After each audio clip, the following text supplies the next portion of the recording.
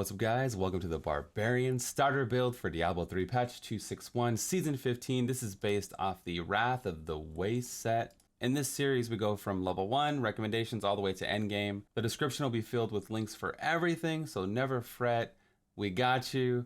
We always start off the guides with level 1 Bloodshard recommendations, so we're going to go ahead and get into that right away.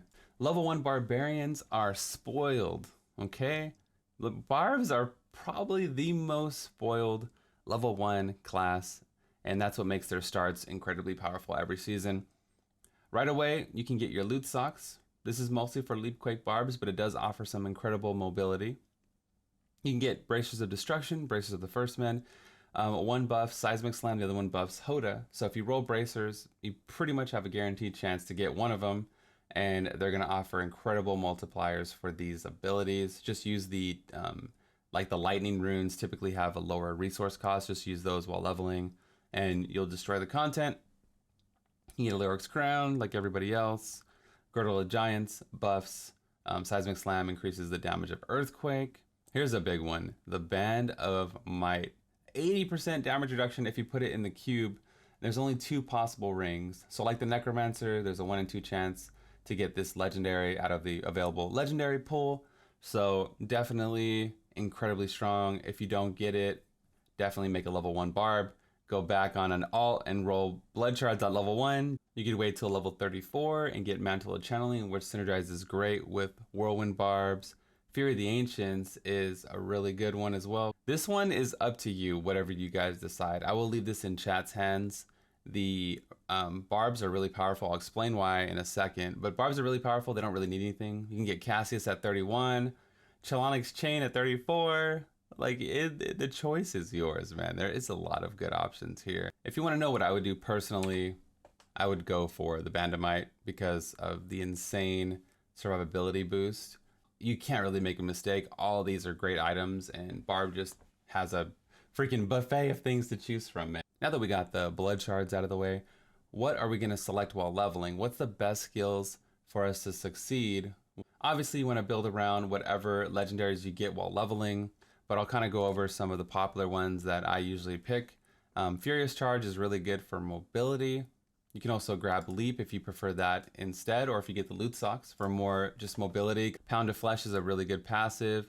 You get it early on. It's going to give you movement speed, life regen, things like that. I don't really talk about passive so much, but that's a really good one to use. Ruthless, also a savagely good passive, one of the best ones in the game. Even Weapons Master, Mighty Weapons, give you 2 Fury per hit. The 2 Fury per hit would synergize with Windseer. You don't get that till later, but Whirlwind is really good. It only costs 10 Fury. If you decide to go with one of the big hitters like Hoda, Hammer of the Ancients, or Seismic Slam, make sure to get value out of it or to use a low cost one. So like Stagger reduces the cost to 22 Fury, and Seismic Slam does 620 damage.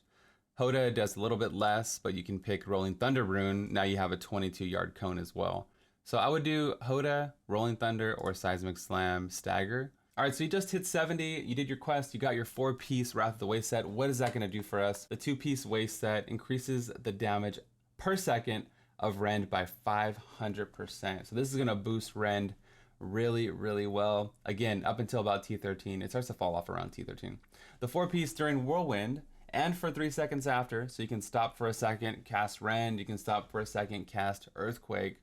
You gain 50% damage reduction. So this set's gonna give us some tanking, and then Rend does triple damage, and it's gonna buff Rend. So this is gonna carry us all the way. So you're good. You don't need a multiplier from the start, but one thing you might need is Band of Might to survive higher level content later on.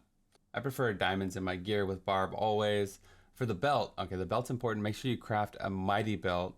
Mighty Belts can roll with life per Fury. You can see it on there. So as we're whirlwinding, we're constantly spinning Fury. We're constantly healing like 800 life per Fury. That's really good.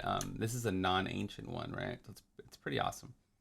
To lower my resource costs, I'm also using the Helm Gem, RCR, and a two-hander just to hit harder. It also scales off Rend and things like that. So let's go ahead and do the GR20 clear.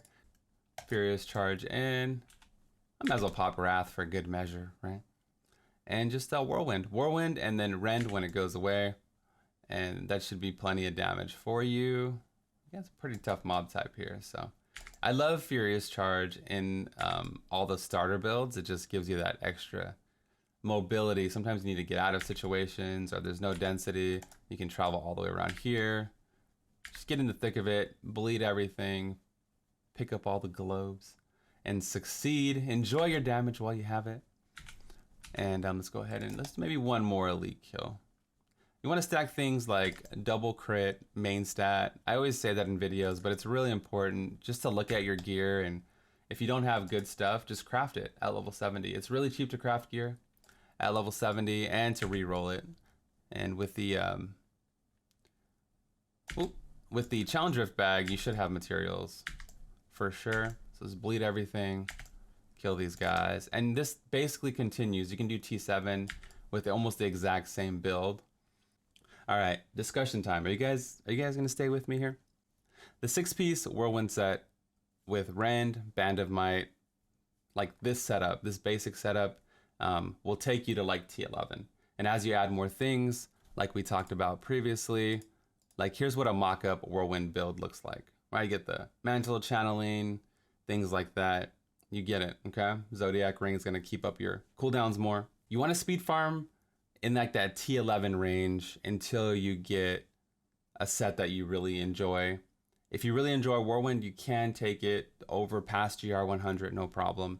It's just not as strong as IK, Raycore, things like that. So I'm gonna show that, but you wanna use this to speed farm to get all the parts you need. And there's no shame in speed farming T11. You'll be just destroying that way more effectively than someone struggle busting on T13, okay? So use like this type of setup to get all the gear you need. This is an IK Raycore bounty build. I'm gonna also put the speed version of this in the description below. You farm it with Whirlwind, you fill up your stash with items. Diablo players are really good at that. You can play a full Immortal King Hoda build, Hammer of the Ancients, or you can play a full Raycore Hammer of the Ancient build. Okay, the Raycore version, you have to build up your charges and then you have to DPS during a damage window. It's the strongest version of Hoda for pushing, but it's really annoying or interesting depending on how you look at it. The IK version is more fun, but there's less to it. So it's up to you. It's easier to play, whatever you decide. I like the full IK Hoda version because it reminds me of Season 4, back when Barbs were DPS. Didn't mean to bring it up, man. Those are the best two builds for Barbs. Leapquake is a close third, in my opinion. And then you have Whirlwind rounding it up, being the fourth strongest set. But you can still do a 100, 105 with Whirlwind, 110, depending on how much you put into your characters, what you get out of it. Okay, anybody can almost push anything really far. So that was kind of like a transition for me to explain where do we spend our resources, like our Death's Breath and our Blood Shards. That would completely depend on where you want to stay. If you want to maximize the Whirlwind, then you're probably going to go for like this Skull Grasp Ring. It's going to give you 400% multiplier on Whirlwind.